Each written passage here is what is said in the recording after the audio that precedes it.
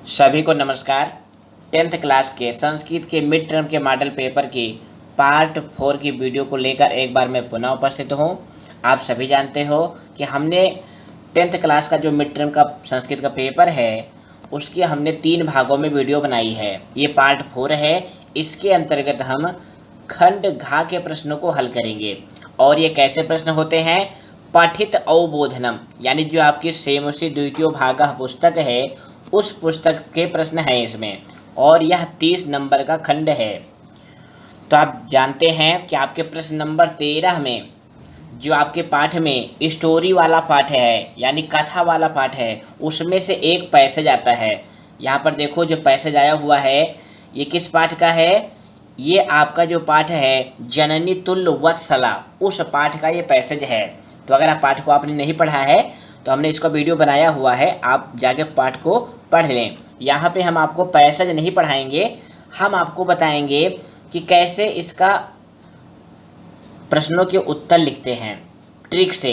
देखो पहला प्रश्न है आपका एक पदेन उत्तरत, केवलम प्रश्न द्वयम, केवल 2 करने हैं, 3 दिया गया है और ये आधे आधे नंबर के प्रश्न हैं। ध्यान से देखिएगा, आधे आधे नंबर के प्रश्न हैं।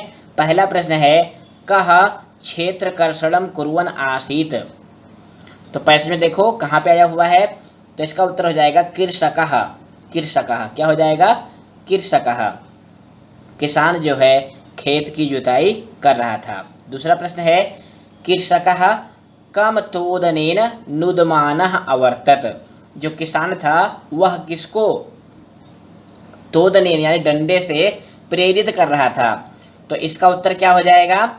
यहाँ पे देखो प्रश्न में कम आया हुआ है ना, तो इसका उत्तर हो जाएगा वीरशभम। ये देखो ना यहाँ पे लाइन आई हुई है। तो इस तरह से बिना पैसेज का अर्थ निकाले भी आप उत्तर को ढूंढ सकते हैं। क्रिया पर ढूंढिए और पैसेज में कहाँ है वहाँ ढूंढ लीजिए। थर्ड प्रश्न है आपका, देखिए यहाँ पे लिखा गया है हलम ऊढ़वा गंतुम अशक्तः दुर्बलो बिरसभा कुत्र पपात। हल को उठा करके जाने में असमर्थ दुर्बल जो बैल था वह कहाँ पे गिर पड़ा। तो ये लाइन कहाँ पर आई हुई है? ये लाइन यहाँ पर आई हुई है, देखिए गंतुम अशक्तः क्षेत्रे पपात। तो एक पद में इसका क्या उत्तर हो जाएगा? क्षेत्रे। क्षेत्रे मतलब खेत में। तो इस तरह से एक पदेन का पूरा हो गया। अब इसका जो आखंड है, देखिए यहाँ पे बड़ा लिखा हुआ है ना, पूर्ण वाक्येन उत्तरत, यानी फुल सेंटेंस में आपको उत्तर लिखने हैं। और यहाँ पर ध्यान दीजिएगा प्यारे बच्चों, लिखा गया है केवलम प्रश्न द्वयम, 2 प्रश्न करने हैं। यहाँ भी 2 दिए गए हैं, आपको 2 करने हैं और ये एक एक नंबर का है, यानी 2 नंबर का प्रश्न है। पहला प्रश्न है क्रुद्धा कृषिवलः किम अकरोत्, क्रोधित किसान ने क्या किया। तो देखो ये कहाँ पे आया हुआ है? क्रुद्धा कृषिवला, यहाँ से लेकर के यहाँ तक इसका उत्तर हो जाएगा कि जो क्रोधित किसान था उसने उस बैल को बार बार उठाने का प्रयत्न किया। तो यहाँ से यहाँ तक लिख देंगे, आपका उत्तर सही हो जाएगा। उसके बाद अगला प्रश्न है भूमो पतितम स्वापुत्रम दृष्ट्वा, जमीन में गिरे हुए अपने पुत्र को देखकर कस्य किसके नेत्राभ्याम अश्रूढ़ अविरासन, किसकी आंखों में आंसू आ गए थे। तो पाठ को पढ़ा है ना, किसकी आंखों में आए थे? सुरभि के। अब देखिए ये लाइन कहाँ पर आई हुई है? ये लाइन यहाँ से लेकर के यहाँ तक आपका उत्तर हो जाएगा, यहाँ से यहाँ तक। समझ आ गया ना? तो इस तरह से 2 प्रश्न हमारे हो गए। आपका जो ई खंड का प्रश्न होता है, ध्यान से देखिएगा, ये बहुत महत्वपूर्ण होता है और ये नंबर भी आपको ज़्यादा दिलाता है। देखिए यहाँ पे लिखा गया है यथा निर्देशम उत्तरत, यानी निर्देश के अनुसार आपको उत्तर देने हैं। केवल 2 प्रश्न करने हैं, 3 दिया गया है। ये बहुत महत्वपूर्ण है, इसमें आपको एक शब्द लिखना है और 1 नंबर मिल जाएगा, यानी 2 नंबर का प्रश्न है।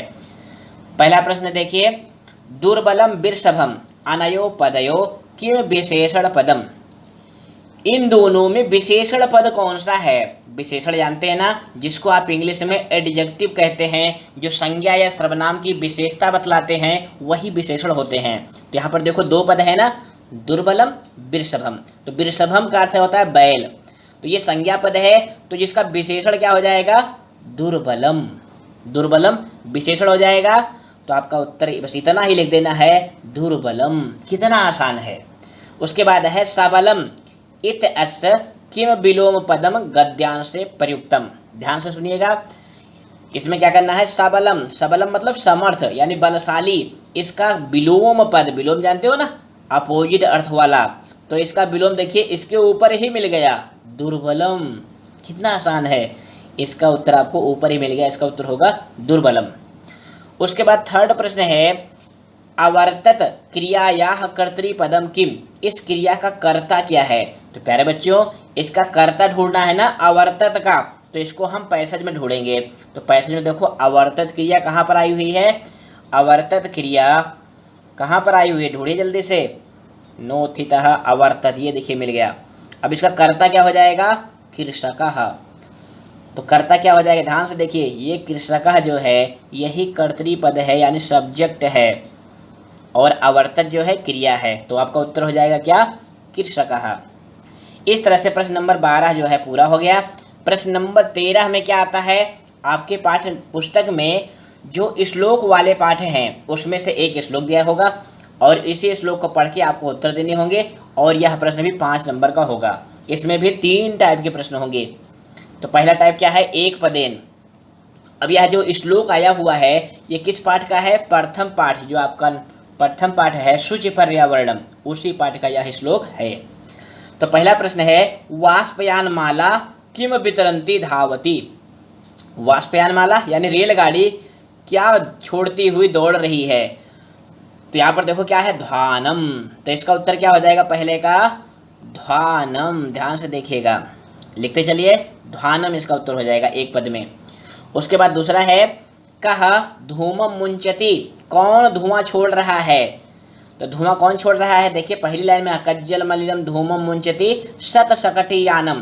तो इसका उत्तर एक शब्द में क्या हो जाएगा, सक्त सकटी यानम, यही इसका उत्तर हो जाएगा, सत सकटी यानम, एक शब्द में इसका उत्तर यही हो जाएगा।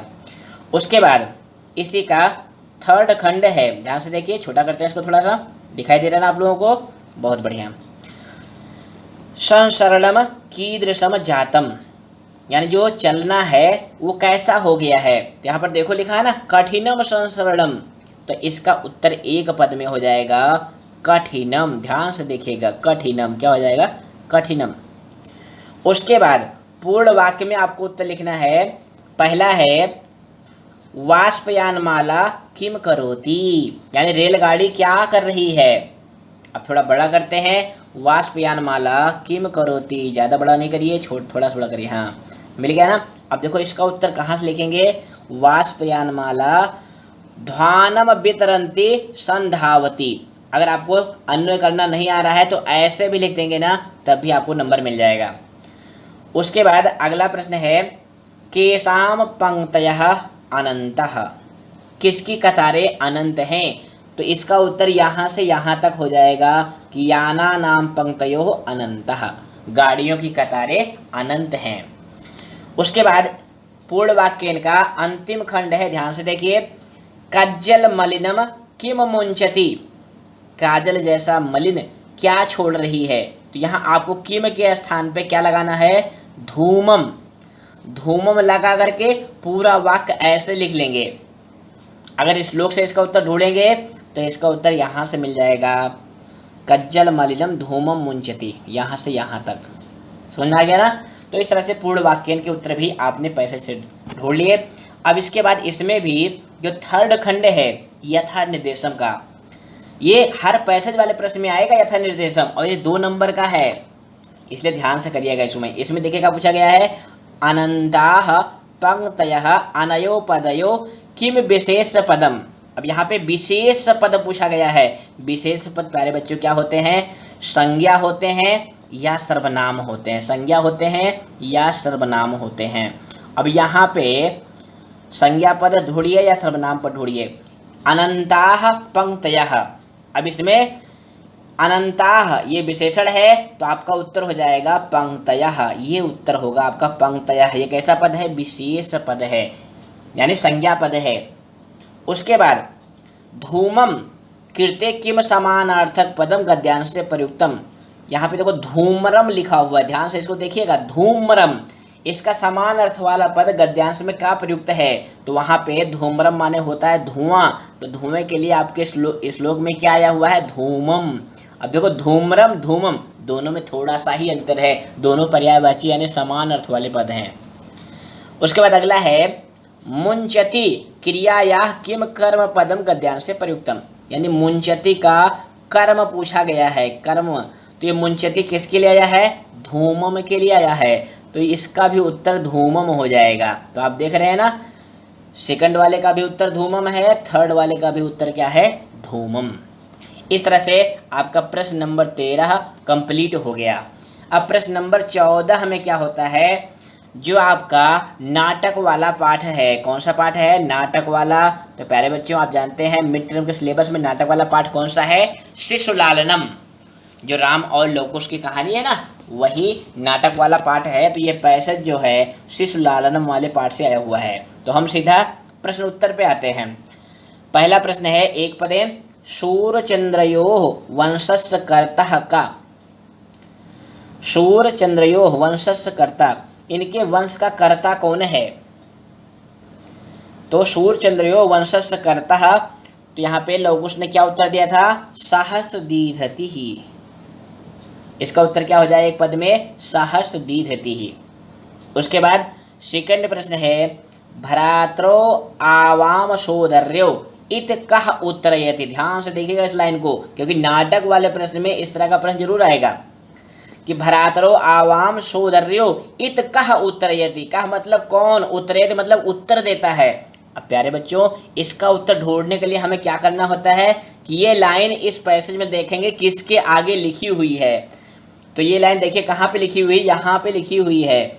तो किसके आगे लिखी हुई? लौ के आगे लिखी हुई है। तो इसका उत्तर हो जाएगा लवः, यानी ये किसका कथन है? ये लौ का कथन है। उसके बाद थर्ड खंड है समरूपः शरीर सन्निवेशः इत कह उत्तरयति। इस वाक्य को किसने कहा है, यानी ऐसा उत्तर किसने दिया है? तो ये लाइन देखो यहाँ पे आई हुई है ना, ध्यान से देखिएगा, कलर चेंज करते हैं मार्कर का। तो यहाँ पे आया हुआ है ये लाइन, तो इसका उत्तर हो जाएगा रामः, यानी इसको राम ने बोला है, तो इसका उत्तर क्या हो जाएगा? रामः। इस तरह से एक पद में आपका उत्तर हो गया। उसके बाद फुल सेंटेंस वाले प्रश्न हैं, इसमें भी आपको दो करना है। पहला है किम द्वयोर अपि एकम एव प्रतिवचनम विदूषकस्य प्रश्ने लवः किम कथयति। जो विदूषक ने प्रश्न किया था इसके उत्तर में लव ने क्या उत्तर दिया?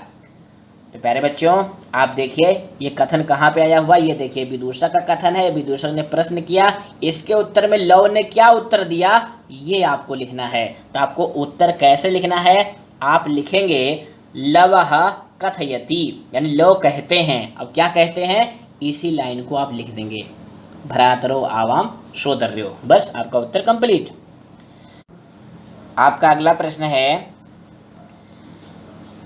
भ्रातरो आवाम सोदर्यो लवस्य उत्तरे रामः किम कथयति। जब लवकुश ने ये कहा तो राम ने क्या कहा? तो ये लाइन कहाँ पे आई हुई देखिए, लव का ये कथन है, उसके बाद राम का ये कथन है। तो आपको उत्तर कैसे लिखना है? रामः कथयति, दो पद यहाँ से लेंगे, उसके बाद यहाँ से लेकर के यहाँ तक जो राम का कथन है वो लिख लेंगे। इसके बाद आपका अगला प्रश्न है भगवान सहस्रदीधतिः कयो वंशस्य कर्तः। भगवान सहस्रदीधति यानी सूर्य किन दो व्यक्तियों के वंश के कर्ता हैं? तो यहाँ पे प्यारे बच्चों कयो के स्थान पे आपको क्या लिखना है? लव कुशयो। क्या लिखना है? लव कुशयो।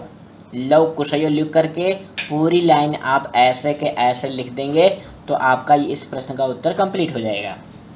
यानी भगवान सहस्रदीधति लव कुशयो वंशस्य कर्ता, इस तरह से आपको उत्तर लिखना है।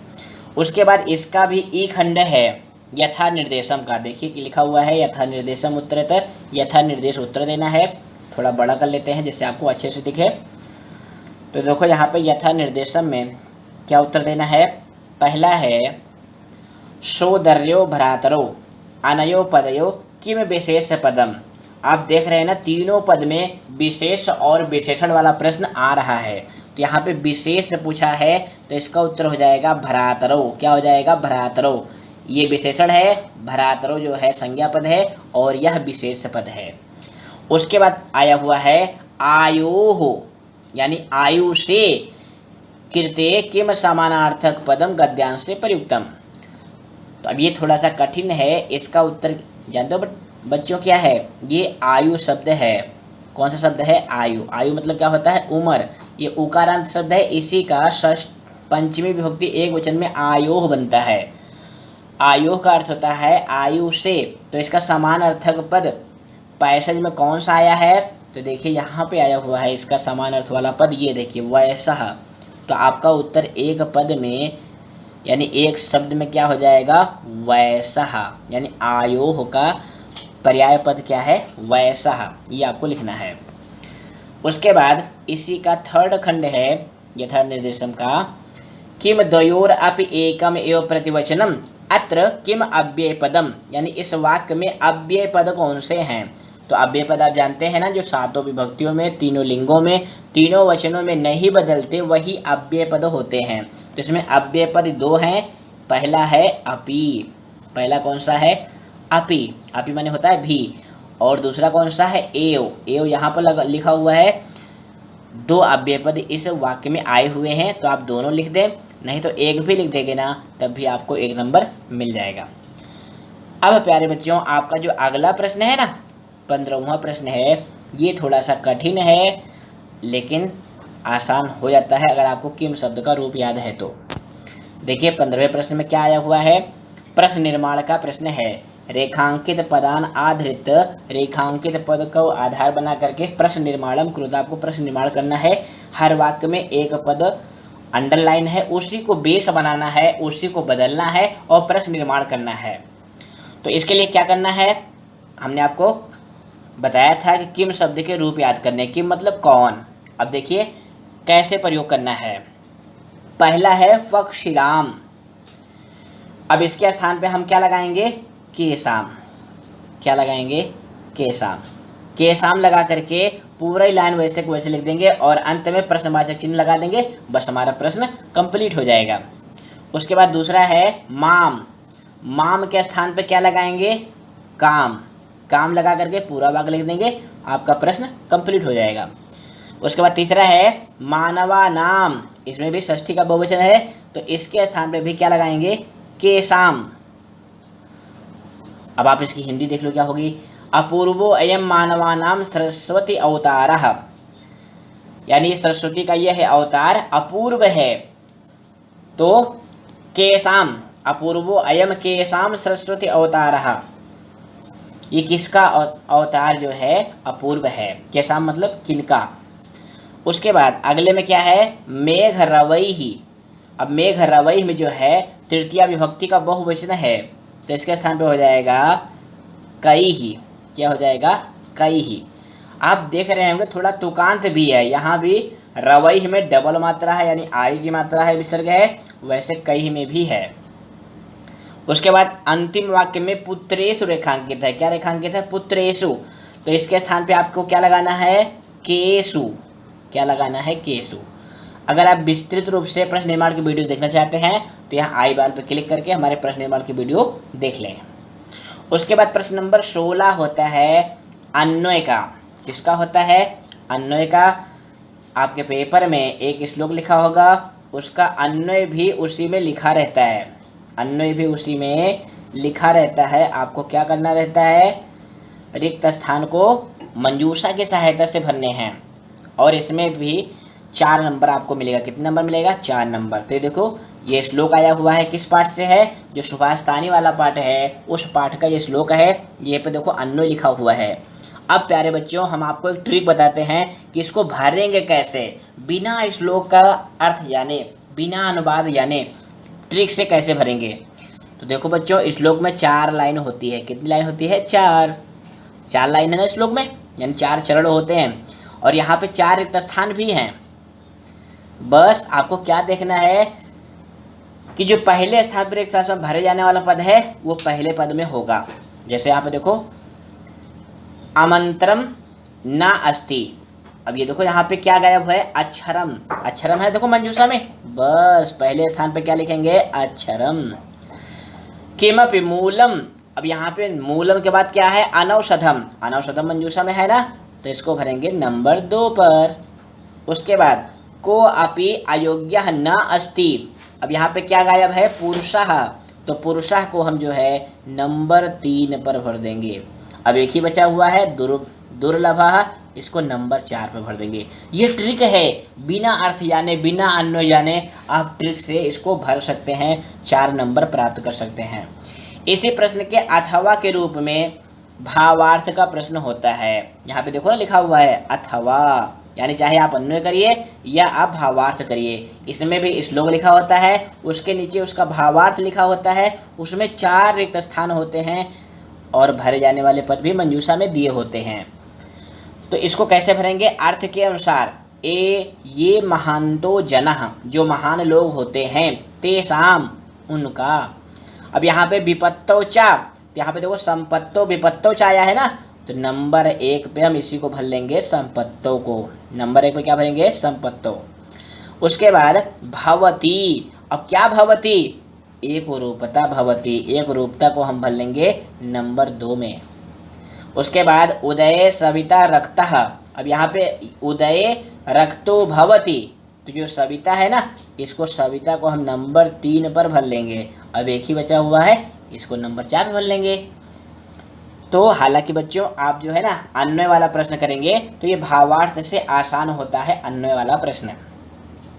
अब इसके बाद हम आते हैं प्रश्न नंबर 17 पर। ये थोड़ा सा अच्छा प्रश्न होता है। ये घटनाक्रम का प्रश्न है। जो आपके पाठ में स्टोरी वाला पाठ है ना, उसमें कौन सी घटना पहले घटित हुई वो आपको क्रम से यानी सीक्वेंस से लिखना होता है। कैसे लिखना होता है? सीक्वेंस से लिखना होता है। तो इसमें देखिए 8 वाक्य आपके पेपर में लिखे हुए हैं, इनको क्रम से करना है और ये 4 नंबर का प्रश्न है। तो सबसे नंबर 1 पे कौन सा वाक्य आएगा? ध्यान से देखिएगा, हम यहाँ पे नंबरिंग करते चल रहे हैं, आपको ऐसे कॉपी में लिखना है। तो नंबर 1 पे आएगा 2 नंबर वाला वाक्य, यानी जो यह वाक्य है ना, ये नंबर 1 पे आएगा। किस पे आएगा? नंबर 1 पे, कि वहाँ पे राज सिंह नामक एक राजपुत्र रहता था। उसके बाद नंबर 2 पे कौन सा आएगा? 4 नंबर वाला, कि एक बार किसी आवश्यक कार्य से उसकी पत्नी बुद्धमती 2 पुत्रों के साथ पिता के घर जा रही थी। ये आएगा नंबर 2 पे। नंबर 3 पे कौन सा आएगा? जो 7वां वाक्य है, मार्गे गहन कानने सह एकम व्याघ्रम ददर्श, ये आएगा नंबर 3 पर। करते चलिए। 4 नंबर पे आएगा जो 8वां वाक्य है, उसने रास्ते में एक बाघ को देख लिया साथ तीसरे वाक्य में। अब चौथे नंबर पे इसी को भरेंगे जो 8वां वाक्य है, कि बाघ को अपनी ओर आते हुए देख करके ढिठाई से उसने अपने दोनों पुत्रों को मारा और बोली। तो 4 वाक्य हो गए। 5वें नंबर पे जो ये पहला वाक्य है ये आएगा 5वें नंबर पे। ध्यान से देखिएगा कि अपने पुत्रों को मारते हुए क्या बोली? कथम एक एक सौ व्याघ्र भक्षणाय कलहम कुर्था, आप दोनों एक एक बाघ को खाने के लिए क्यों लड़ रहे हो? ये हो गया 5वें नंबर पे। अब 6ठे नंबर पे कौन सा आएगा? ये जो तीसरा वाक्य है कि ये एक ही बाघ है, आप इसको बांट के खा लें। ये आ गया कौन से नंबर पे? 6ठे नंबर पे। अब 7वें नंबर पे कौन सा आएगा? जो ये 5वां वाक्य बचा है ये आएगा 7वें नंबर पे, कि बुद्धमती कहते हैं बाद में कोई और दूसरा बाघ दिखेगा तो अलग से खा लेना। अब एक ही बचा हुआ है 8वें नंबर पे आएगा, जो ये आपका 6ठे नंबर वाला वाक्य है, कि बाघ ने व्याघ्रमारी समझकर बाघ वहाँ से भाग गया। ये आएगा 8वें नंबर पे। अब यहाँ पे हमने नंबरिंग कर दी है, आपको कॉपी में 1 2 3 4 5 6 7 8 नंबरिंग करके फिर वाक्यों को क्रम से लिखना है। अगर प्यारे बच्चों आप पूरे वाक्यों को क्रम से नहीं कर पाते हैं ना, तब भी आप नीचे ऊपर करके लिख देंगे तो आपको 1-2 नंबर जरूर मिल जाएगा। अब इसके बाद आते हैं प्रश्न नंबर 18 पर। देखो यहाँ पे लिखा गया है, अधोलिखित वाक्येषु, नीचे लिखे हुए वाक्यों में रेखांकित पदानाम, रेखांकित पदों को प्रसंग अनुकूलम उचितार्थम चित्वा लिखत, यानी हर वाक्य में एक पद जो है रेखांकित है, उसका 3 अर्थ मंजूषा में दिया गया है। जो सही अर्थ है उसको आपको चुनना है, यानी ये शब्दार्थ वाला प्रश्न है। कौन सा प्रश्न है? शब्दार्थ वाला प्रश्न है। 4 दिए गए हैं, 3 करने हैं। तो पहला है भगवान सहस्र दीधिति अस्माकं वंशस्य कर्ता। तो सहस्र दीधिति का क्या अर्थ है? तो इसका अर्थ है सूर्य। सहस्र दीधिति माने क्या होता है? सूर्य। दूसरा है वायुमंडलम भीषम दूषितम। अब इसे भीषम माने क्या होता है? अत्यधिकम होता है। क्या होता है? अत्यधिकम। ध्यान से देखिएगा, महत कौतुकम आवेदितम त्वया, तो कौतुकम माने प्यारे बच्चों होता है आश्चर्यम। क्या होता है? आश्चर्यम। उसके बाद चौथा है शरीरेर दुर्बलः जवेन गंतुम अशक्तः, तो जवेन का क्या अर्थ होगा? शीघ्रतया। जवेन माने क्या होता है? तेजी से। इसका एक पर्याय पद और भी होता है जो कई बार पेपर में आता है, वेगेन। तो इस तरह से प्यारे बच्चों हमने मॉडल पेपर को सॉल्व कर लिया है। किसी और टॉपिक पे आप वीडियो चाहते हैं तो हमें अवश्य कमेंट करें। हमारी ये वीडियो आपको कैसे लगी ज़रूर बताएंगे। तो फिर मिलेंगे। नमो नमः, धन्यवाद।